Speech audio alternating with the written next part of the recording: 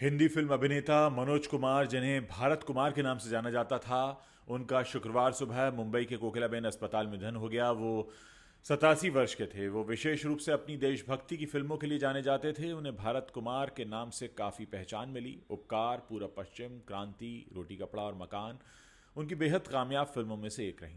मनोज कुमार के बेटे कुणाल गोस्वामी ने बताया कि उन्हें लंबे समय से स्वास्थ्य संबंधी परेशानियां थीं। ये भगवान की कृपा है कि उन्हें आखिरी समय में ज़्यादा दिक्कत नहीं हुई। शांतिपूर्वक उन्होंने इस दुनिया को अलविदा कह दिया। उनका अंतिम संस्कार शनिवार के दिन किया जाएगा। मनोज कुमार को 7 फिल्म फेयर पुरस्कार मिले थे। पहला फिल्म फेयर 1968 में उनकी फिल्म उपकार के लिए मिला था। उपकार ने best film, best director, best story और बेस्ट डायलॉग के लिए 4 फिल्म फेयर अवार्ड अपने नाम किए थे। 1992 में उन्हें पद्मश्री से सम्मानित किया गया। 2016 में उन्हें दादा साहब फाल्के अवार्ड से नवाजा गया था। प्रधानमंत्री श्री नरेंद्र मोदी ने मनोज कुमार को श्रद्धांजलि दी है।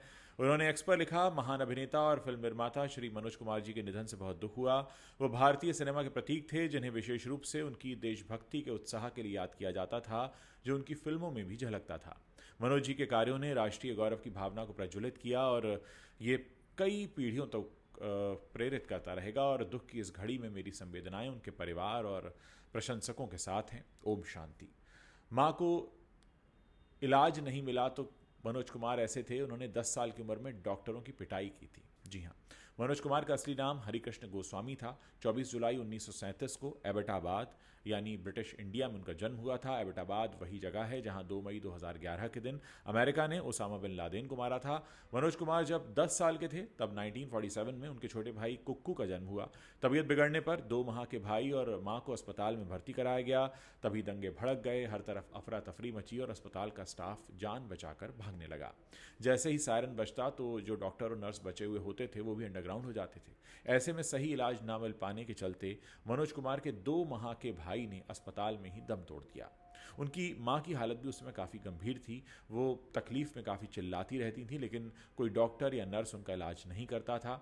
एक दिन ये सब देखकर मनोज इस कदर नाराज़ हुए कि उन्होंने लाठी उठाई और अंडरग्राउंड जाकर डॉक्टर्स और नर्सेस को पीटना शुरू कर दिया। मनोज की उम्र उस वक्त 10 साल की रही होगी, लेकिन उनसे अपनी मां की तकलीफ देखी नहीं गई। उनके पिता ने उन पर काबू पाया और फिर परिवार ने जान बचाने के लिए पाकिस्तान को हमेशा के लिए छोड़ने का फैसला कर लिया। उनका परिवार जंडियाला शेर खान से पलायन करके दिल्ली पहुंचा। यहां उन्होंने 2 महीने रिफ्यूजी कैंप में बिताए। समय बीता और दंगे कम होने लगे। पूरा परिवार जैसे जैसे दिल्ली में सेटल हो गया, जहां मनोज की पढ़ाई शुरू हुई। उन्होंने स्कूल के बाद हिंदू कॉलेज से ग्रेजुएशन किया और फिर नौकरी की तलाश शुरू कर दी। नौकरी की तलाश करते करते एक दिन मनोज कुमार काम की तलाश में मुंबई शहर के फिल्म स्टूडियो में टहल रहे थे कि उन्हें एक व्यक्ति दिखा। मनोज कुमार ने बताया कि वो यहाँ काम की तलाश में आए हैं, तो वो आदमी उन्हें अपने साथ ले गया। उन्हें लाइटिंग का काम कराने लगा और फिल्म की शूटिंग में लगने वाले जो दूसरे सामान थे, भारी सामान, उनको ढोने का काम करवाने लगा। धीरे धीरे मनोज के काम से खुश होकर उन्हें फिल्मों में सहायक के रूप में काम मिलने लगा।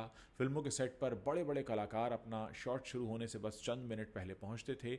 ऐसे में सेट पर हीरो पर पड़ने वाली जो लाइट थी उसको चेक करने का काम मनोज कुमार का होता था और उन्हें हीरो की जगह खड़ा करके उनके चेहरे पर लाइट मारी जाती थी और चेक किया जाता था कि लाइटिंग कैसी है। लाइट पड़ने पर एक दिन उनका चेहरा कैमरे में इतना आकर्षक लग रहा था कि एक डायरेक्टर ने उन्हें 1957 में आई फिल्म फैशन में एक छोटा सा रोल दे दिया। उस वक्त उनकी उम्र महज 20 साल की थी। रोल छोटा ज़रूर था, लेकिन मनोज कुछ मिनट की एक्टिंग में अपनी छाप छोड़ने में कामयाब रहे। उसी रोल की बदौलत मनोज कुमार को फिल्म कांच की गुड़िया, जो कि 1960 में आई थी, उस वक्त उनकी उम्र 23 साल की थी, उसमें उन्हें लीड रोल मिल गया। अब पहली फिल्म कामयाब होने के बाद मनोज ने बैक टू बैक रेशमी रूमाल, चांद, बनारसी ठग, गृहस्थी, अपने हुए पराए, वो कौन थी, ऐसी कई फिल्मों में काम किया। मनोज कुमार का नाम मनोज कुमार कैसे पड़ा, इसका भी एक बड़ा मज़ेदार किस्सा है। बचपन से ही मनोज कुमार दिलीप कुमार के बड़े प्रशंसक थे। दिलीप साहब की फिल्म शबनम, जो 1949 में रिलीज़ हुई थी, मनोज कुमार को इतनी पसंद आई कि उन्होंने उसे कई बार देखा। फिल्म में दिलीप कुमार का नाम असल में मनोज था, तो जब मनोज कुमार फिल्मों में आए तो उन्होंने दिलीप कुमार के नाम पर ही अपना नाम मनोज कुमार रख लिया, उस कैरेक्टर नेम के नाम पर। मनोज कुमार दिलीप कुमार के बड़े फ़ैन रहे और इसीलिए उन्होंने कहा कि मुझे ये नाम रखना होगा। हरिकृष्ण गिरी गोस्वामी ये मनोज कुमार का असली नाम था। बाद में वो मनोज कुमार के नाम से पहचाने गए।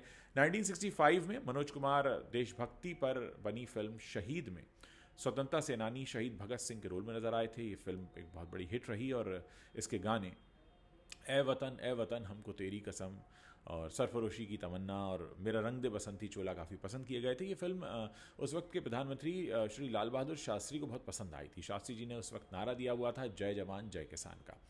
उसी दौरान शास्त्री जी ने मनोज से आग्रह किया कि आप इस नारे पर कोई फिल्म बनाएं। इस पर मनोज ने फिल्म उपकार 1967 में बनानी शुरू की। हालांकि उन्हें फिल्म लेखन या डायरेक्शन का कोई खास अनुभव नहीं था। एक दिन मनोज कुमार ने मुंबई से दिल्ली जाने के लिए असल में राजधानी ट्रेन की टिकट खरीदी और ट्रेन में चढ़ गए, और ट्रेन में बैठे बैठे ही उन्होंने आधी फिल्म लिख दी और लौटते हुए बाकी की आधी।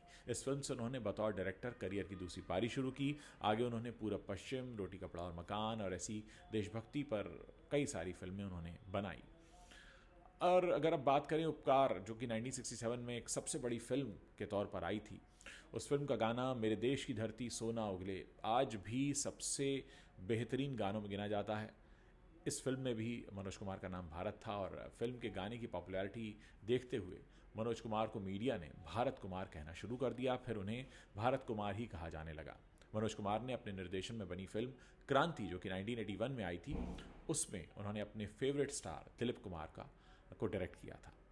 उपकार ये फिल्म जो लाल बहादुर शास्त्री के कहने पर बनी थी, लेकिन लाल बहादुर शास्त्री इस फिल्म को कभी देख नहीं पाए। 1966 में शास्त्री जी ताशकंद के दौरे पर थे और वो लौटने के बाद उपकार देखने वाले थे, लेकिन ताशकंद में ही इंडो पाकिस्तान वॉर में शांति समझौता साइन करने के अगले दिन 11 जनवरी 1966 के दिन उनकी मौत हो गई। उनकी मौत के एक साल बाद 11 अगस्त 1967 को ये फिल्म रिलीज़ हुई, और शास्त्री जी को फिल्म न दिखा पाने का अफसोस मनोज कुमार को ताउम्र रहा। इमरजेंसी के दिनों की अगर हम बात करें, उस वक्त इंदिरा गांधी के एक ऑफ़र को उन्होंने ठुकरा दिया था। असल में इमरजेंसी के दौर में इंदिरा गांधी चाहती थी कि एक फ़िल्म का डायरेक्शन वो करें, और उसकी जो पटकथा थी वो अमृता प्रीतम ने लिखी थी, और ये विशेष आग्रह था इंदिरा गांधी का कि मनोज कुमार इसका निर्देशन करें। लेकिन क्योंकि मनोज कुमार इमरजेंसी के हालात से खुश नहीं थे, इसलिए उन्होंने देश की प्रधानमंत्री को भी मना कर दिया था। हालांकि इसका खामियाजा भी उन्हें भुगतना पड़ा। जब इसके कुछ समय बाद उनकी फिल्म शोर आई, तो शोर को सिनेमाघरों में वो रिलीज़ कर पाएँ, इससे पहले ही उसे दूरदर्शन पर दिखा दिया गया। तो दोस्तों, उस वक्त के जो फिल्मकार थे वो आम लोगों से जुड़े हुए थे। वो आम लोगों की ज़रूरत, आम लोगों की ज़िंदगी को बहुत करीब से समझते थे, और सत्ता के आगे घुटने नहीं टेकते थे। आज समय बदल चुका है। आज हमारे देश में सत्ता के आगे चाहे न्यूज़ चैनल्स हों या बड़ी फिल्म पर्सनैलिटीज़ हों, सबके सब अपने घुटने टेक देते हैं। सत्ता से कोई सवाल नहीं करता, देश से किसी को लगाव नहीं है, और हर कोई बस ऐसा लगता है कि अपनी पार्टी पॉलिटिक्स के लिए जी रहा है। ऐसे सिनेरियो में मनोज कुमार से हम बहुत कुछ सीख सकते हैं। आज मनोज जी हमारे बीच तो नहीं है, लेकिन उन्होंने जिस तरह का जीवन जिया, जिस तरह की उन्होंने फिल्में बनाई, जिस तरह का उन्होंने एक संदेश दिया अपने देश से प्यार करने का, शायद हमें आज की तारीख में ऐसे ही फिल्म निर्देशकों की और ज़्यादा ज़रूरत है। ऐसे फिल्मकारों की ज़रूरत है जो देश को आगे रखें। और मुझे लगता है कि सिर्फ आम लोग और फिल्म इंडस्ट्री ही नहीं, बल्कि हमारे देश के नेताओं को, जो सत्तासीन नेता हैं, उन्हें भी उनसे सीखने की ज़रूरत है। सिर्फ कह देने भर से श्रद्धांजलि नहीं हो जाती, हमें मनोज कुमार जैसा बनना होगा। क्योंकि आज भी अगर हमारे दिल में कुछ गाने देशभक्ति को जगाते हैं, तो उसमें मनोज कुमार की फिल्मों का एक बहुत बड़ा योगदान है। और मुझे लगता है कि हमारे देश में नेशनल स्पिरिट जगाने के लिए इस तरह की फिल्में और बननी चाहिए। मैं मनोज कुमार जी को अपनी तरफ से नमन करता हूं, और ये वाकई एक अपूर्णीय क्षति है हिंदी फिल्म इंडस्ट्री के लिए। लेकिन विधि का विधान है, जो आया है उसे जाना है। 87 वर्ष तक वो जिए, और उन्होंने बहुत अच्छी प्रेरणा दी, बहुत अच्छी फिल्में बनाई, और ये बता कर गए कि देश प्रेम अगर हो आपके जज्बे में, तो फिर आप किसी पार्टी पॉलिटिक्स के मोहताज नहीं होते।